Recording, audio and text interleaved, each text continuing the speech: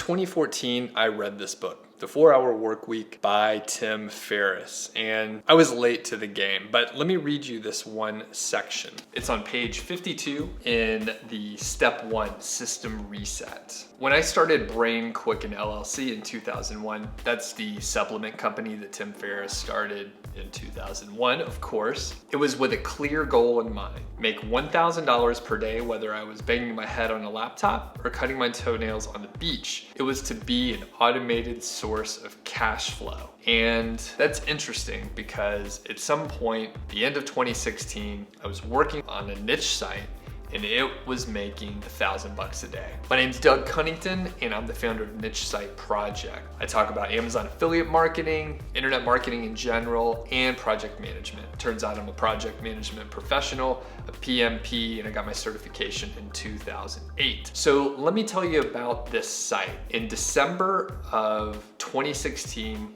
this niche site was a simple Amazon affiliate niche site. Some people would call it an authority site, but basically it was an affiliate site. That's all you need to know. It made $32,000. It made over $32,000 in December of 2016. And it occurred to me that Tim Ferriss had the goal of making $1,000 a day. And I just thought, hey, it's cool. That was actually happening and it didn't even feel real. And in fact, it was sort of that automated cash flow thing. That's how these niche sites work. There's a lot of work up front and then it sort of dials back and you really don't have to do that much work. So in December of 2016, I was maybe spending an hour a week on the site. That's it. I mean, all the work was done in 2015 leading up to it. I mean, it was really on autopilot at that point. So that was a great month, of course, but you know, I'm just gonna quickly hit a punchline here. I was working with a business partner on that one, my friend Rob, and we sold the site in 2017, in June of 2017 for $235,000. And all the while, I mean, the site was making $10K a month for quite a while. And then in the retail season of 2016, it really skyrocketed in $10K a month to, you know, up to 32K. So let's get into some of the details of the site and I'll give you sort of a high level overview on how to create a site yourself. I know a lot of people are thinking, what were the expenses, Doug? You know, top line revenue is great, but it's really important to know what you're spending on the site. Okay, so just in general, for hosting, we were spending about $125 a month. Earlier in the year, we invested in content. So we spent a decent amount of cash on content. Of course, the site was making good money, so this was purely a reinvestment. And this was part of a bigger project called Project Go White Hat, where we were actually doing some link building and outreach. So the hosting was about $125 a month. The content was about $1,200 total, and the outreach portion was roughly about $1,000 a month. As far as the details of the site, there were only about 100 to 105 posts, and if you rewind to September of 2016, the site only had about 45 reviews at that point in time. So from September to about October, right until the end of October of 2016, we added about 60 posts. That's a whole other story. I had a small content team that I put together. I'll place a link in the description so you could watch a workshop that I held where I talked about how I scaled the team, hired the writers and all that stuff. I even give an org chart and all the templates that I use.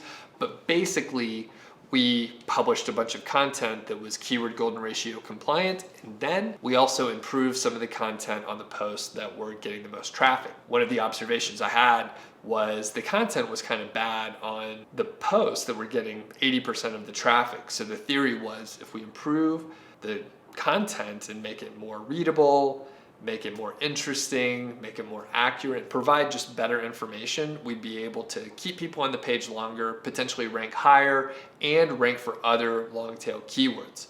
All those things panned out, and that's one reason why traffic went up a lot, and more importantly, the revenue went up. So we were getting the right kind of traffic, buyers that wanted to get something on Amazon. As I said, there were about 100 posts. Each of the posts had about 1,000 words of content on it. There were a few posts, about 5 to 10% of the posts, that had more. They had up to 10,000 words. words. So we're looking at the majority of the content having 1,000 words or so, and then about 5 to 10% of the content that had about 2,000 to 10,000 words. So it was a longer form, and depending on, the amount of information that we wanted to include on a post, we would just make it longer. So sometimes that included like a buying guide.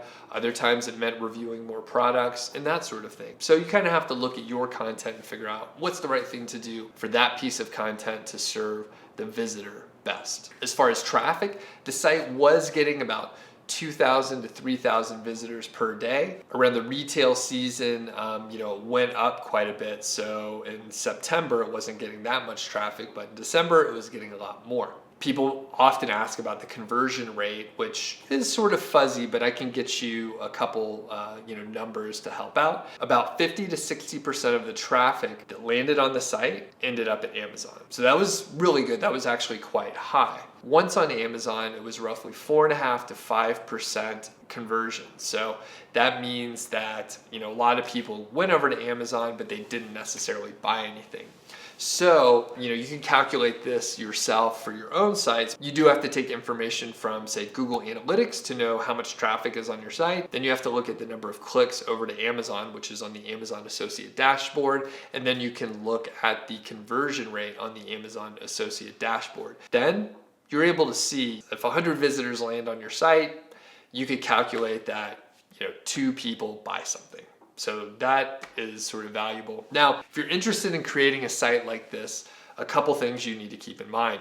So number one, this site had been around for a little while. It was a couple years old at the time. We'd spent a lot of time, working on the content, getting backlinks and understanding what to do. Now, this is an interesting project overall. So I'm going to sort of back up and tell you a little bit more about it. Now, if you're interested in reading some of this information and going a little bit deeper, I'm going to put a link. It's called Project Go White Hat. I had a 12 or 13 post blog series. I can't remember how long it is. There were a lot of blog posts, but I walk you through like the whole process and any issues that we had.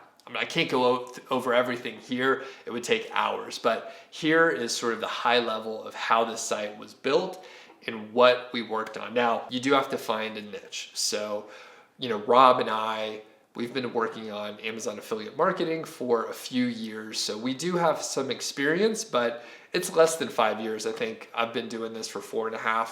I think Rob's been doing it for 5 or so.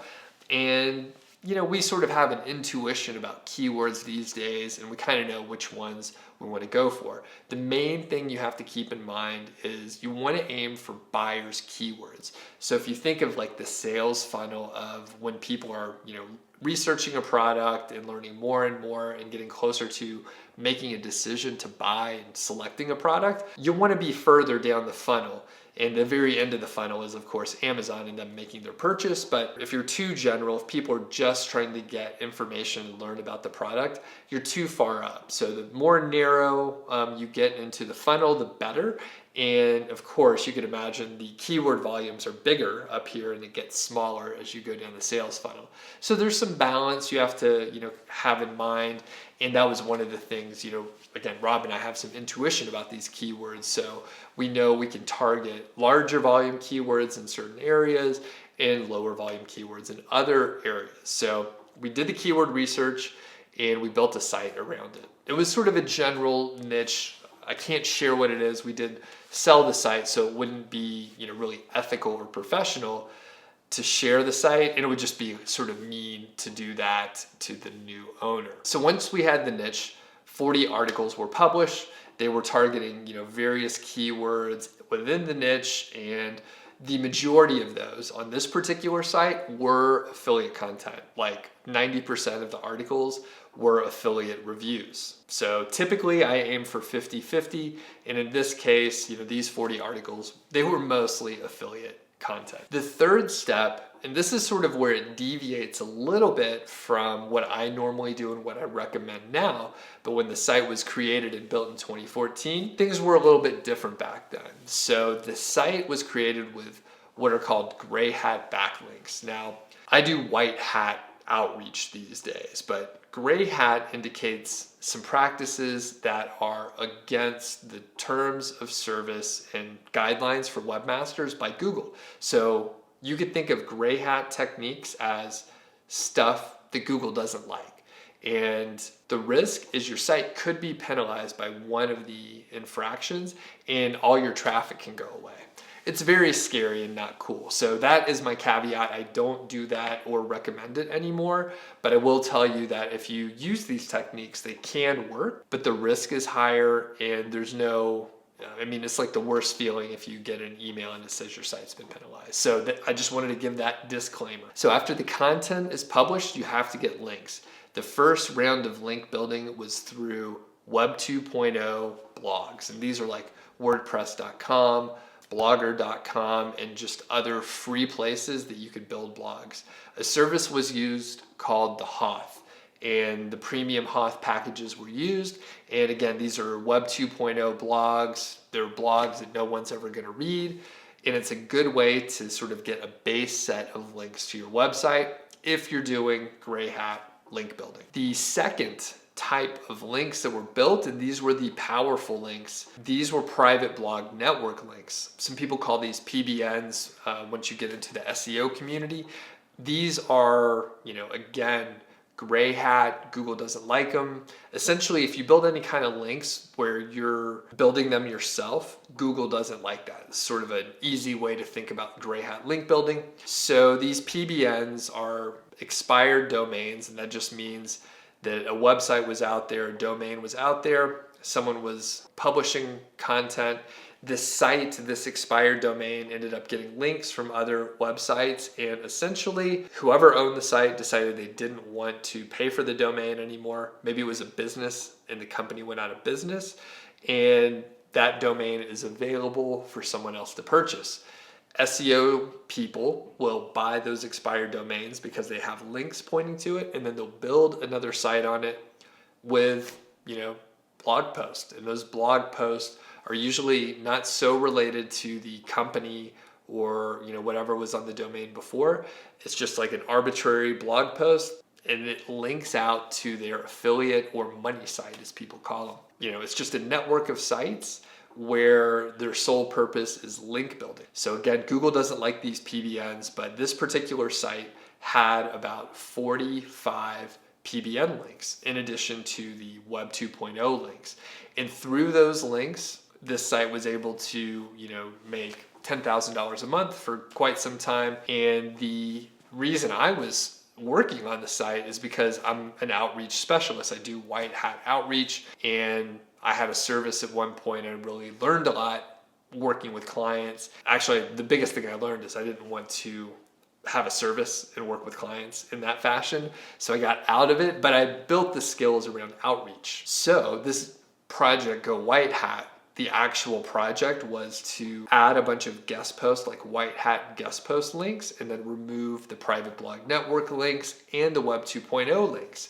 So we started to add more content, and we started to add these guest posting links in September, October, and November of 2016. As we were doing this work, the rankings and traffic improved. So we were able to take the site from $10,000 in September of 2016 to $14,000 in October to $19,000 in November, and finally over $32,000 in December.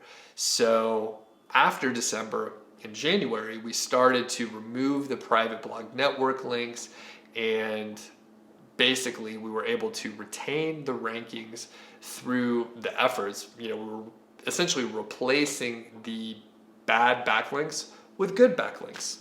And then we sold the site, as I mentioned. I did sort of gloss over the content portion, so I'll just mention that we did improve a lot of content on the 8 articles or so that got the most traffic. So I went to Google Analytics, I audited the site to see what posts were getting the most traffic, did an 80-20 analysis and found that we just needed to focus on like 8 or 9 articles or so.